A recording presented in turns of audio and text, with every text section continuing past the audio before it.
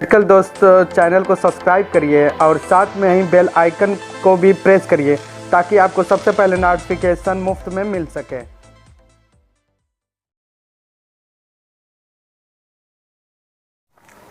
Hello friend, मैं हूं आपका मेडिकल दोस्त और मेरे इस मेडिकल दोस्त चैनल में आप सब लोगों का बहुत ही स्वागत है। आज हम बेटनसॉल ड्रॉप का रिव्यू करेंगे। इस वीडियो में हम बताएंगे इसके ढेर सारे फ़ायदे के बारे में, इसके कंपोजिशन के बारे में और इस बेहतरीन बेटनसॉल ड्रॉप को कौन सी कंपनी बनाती है और साथ में ही इसके साइड इफ़ेक्ट क्या होते हैं। इस ड्रॉप को अगर हम यूज़ करें तो इसके साइड इफ़ेक्ट हमें क्या देखने को मिलते हैं, यानी कि सारी बातें हम जानेंगे इस वीडियो में। इसलिए इस वीडियो को थोड़ा सा भी स्किप करके मत देखिएगा, इस वीडियो पे लास्ट तक बने रहिएगा और साथ में ही अगर वीडियो अच्छा लगे तो इसे लाइक और शेयर करना ना भूलें। तो चलिए वीडियो की तरफ बढ़ते हैं। जैसे कि सामने आपको एक छोटा सा कागज़ का कार्टन दिख रहा है जो कि बेटनसॉल ड्रॉप है।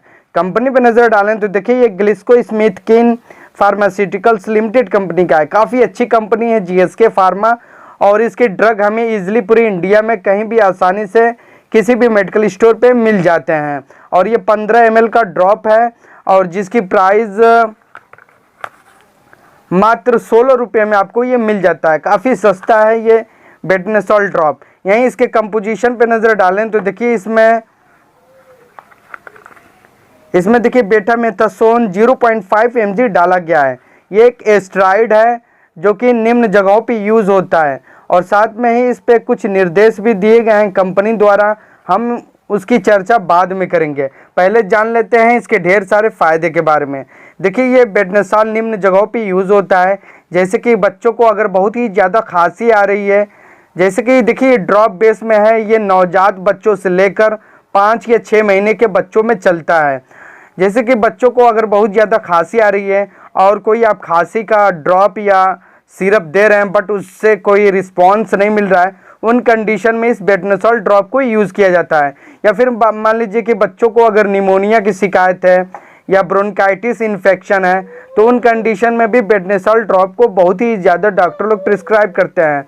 या फिर मान लीजिए कि वायरल खांसी हो, फिर नॉर्मल कोई खांसी हो, उन कंडीशन में भी इस बेटनसॉल ड्रॉप को हम यूज़ कर सकते हैं अपने बच्चों के लिए।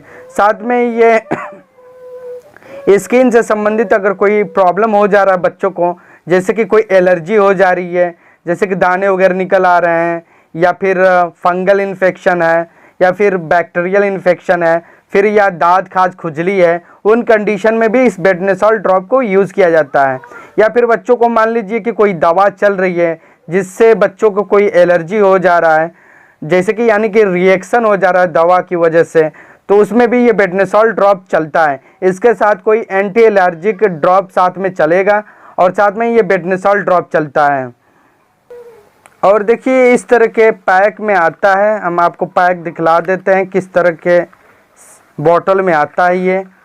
ये देखिए कांच की बॉटल में आता है।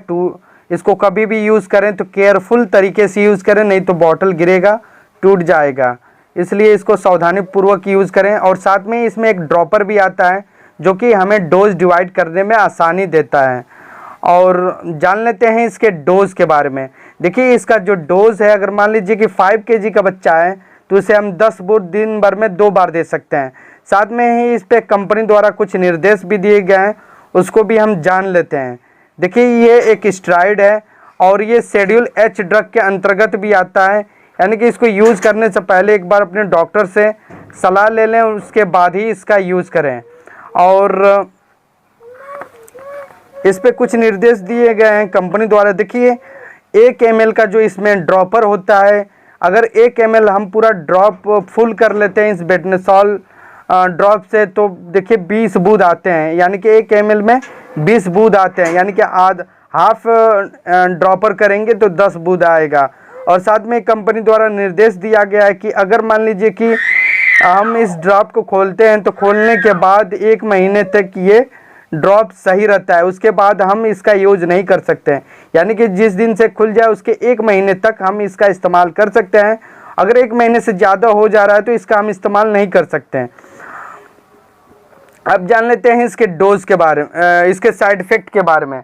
देखिए इसका साइड इफ़ेक्ट निम्न है, जैसे कि शरीर पे सूजन हो जाना या फिर लीवर का ख़राब हो जाना या फिर गुर्दे का ख़राब हो जाना, या जिन बच्चों को बेटामेथासोन सोडियम फास्फेट इनग्रेडिएंट्स एलर्जी है तो उन बच्चों को ना दें।